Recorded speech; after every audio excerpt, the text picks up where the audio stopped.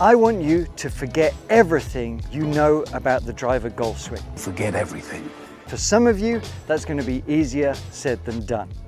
So here's the thing, we want to hit good drives, and there's more than an abundance of lessons and tips online to try and make that happen. But there is so much content, lessons, instruction on technique specifically for the driver. But here's the thing, when you're out playing, how many of those can you think about or should you think about? It's significantly less than what most of you are doing. One swing thought is at the very most going to be effective. But what I want to introduce to you today is to completely eliminate the thought of technique and swing position. And what I mean by that is very specific. Where am I in the backswing? Where am I at the top of my backswing? Where am I delivering the club? Am I getting release? Am I getting lag? Am I getting through it? How's my impact? What's my grip like? What's my swing path like? Where's my face? All of these things might be sort of circling around your head or bouncing around whilst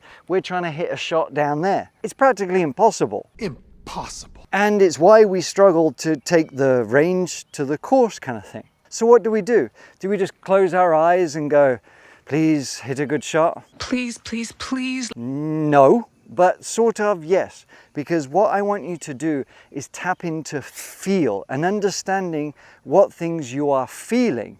I don't just mean, oh, I'm feeling a bit emotional today or tired today. I'm talking about what you're feeling of what's happening, what you're experiencing, what those senses are taking in. And the more we can tap into that, the more freedom and flow you're going to have with your driver swing. Now, one thing is, sequence and a smooth swing is always going to hit the ball further than a fast, crappy swing. A better sequence is always going to deliver more speed where it matters than a fast, crappy swing. Keep remembering that. So it's not about swinging faster. It's not about trying to swing harder. What we're trying to do here is be smooth and try and tap into some things that you probably don't normally think about. For example, this club head, this swing, this driver, the whole body, it has to move around a big arc. And that's the first kind of visual tip and feel I want you to have today. If we imagine that we're in a big sort of wheel and circle, my sort of head or my chest really is like the center of it.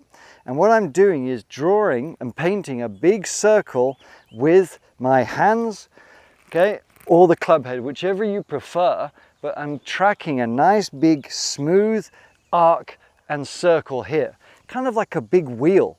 And that is how we can propel our club head through the hands, through the body, by feeling what it feels like to be in the middle of a wheel. So if this club couldn't move off a track like that, it's going to stay there. If I'm trying to manipulate too much or add more lag or hit it harder, I'm going to lose that sort of track feel. And there is like a swing trainer, a plane trainer that can put you on a wheel, but it's almost imagining that sensation to be like, okay, I can track the body and arms to stay balanced.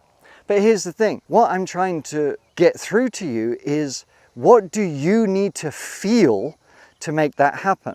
What do you need to feel in the grip, the weight of the clubs, the balance that you've got, the sequence to deliver a swing that stays on track, stays smooth, and stays nice and balanced? Whatever that means to you, that's the thing, whatever that means to you. Whether you're in your 60s, 70s, 80s, whatever it might be, that you can't quite get as long as a swing as you maybe would like to or used to be able to. Maybe you got knees that are causing you problems, hips that are too tight. It's not that I don't care, but I don't want you to try and force your body through it. I want you to say, okay, these are my limitations, but what I'm going to try and do is feel a nice, wide, balanced swing as much as I can and stay balanced. So it's not about trying to do a perfect golf swing, it's just about what sensations you feel.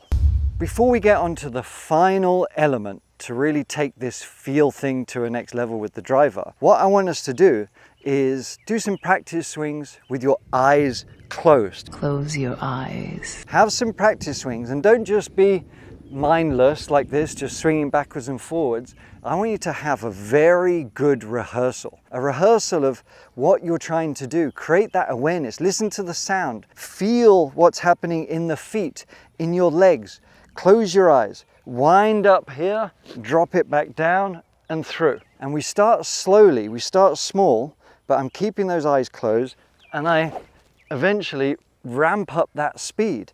Even just half swings, I'm ramping up speed. So what do I feel? What do I hear? These are things that you can start coaching yourself to deliver that club with acceleration where it matters. But it can only happen when you connect with yourself. It's that internal dialogue and connecting to our body, our movements. That's what's going to give you the consistency that you need. Tip number 3 is something that I give to 90% of golfers that I help. Specifically with the driver, people are trying to hit it too hard. And it even happens when we play well. We hit the drive well, we drive well, but then we start to go over what I call like the red line. We try and get a bit faster. The sequence gets lost and we start hitting it bad, and then we're like, oh man, my technique is crap, I've lost my driver. It's not about that. It's about the sequence. Remember I mentioned that at the beginning? It's about that sequence. And the way you're going to really, really improve your driver and always have a baseline to come back to is to hit shots like 100 yards. We're doing sort of full swings, but hitting them just 100 yards or so and ramping up from there. And the goal is just to work on a full swing, but smooth. And I'm feeling that sequence, that delivery, that power. I'm trying to do, for me, a nice little perfect sort of golf swing, but just tapping it dead straight. And the feeling of that was reliable, it was easy, it was consistent, but it only went 200 yards. I want to hit it further. What do? I just do the same feeling, the same connection that I had when my eyes were closed, but I'm just building up that speed a little bit more. So even though we're on a golf course here, I would love for you to go into a net, on a driving range or whatever, and hit as many shots as you can over the next week or so, literally tapping your driver and feeling what's happening. Get rid of any complicated thoughts. Just work on tempo, work on that acceleration at the right moment, and balance. Those things are what going to help you hit this driver long and straight much more frequently. Thank you for watching. Now I want you to go and watch this lesson. It's going to help specifically your iron play and how you can hit more greens and get that strike compression. So you're not only going to be good off the tee, you're going to be good off the fairways. See you next time.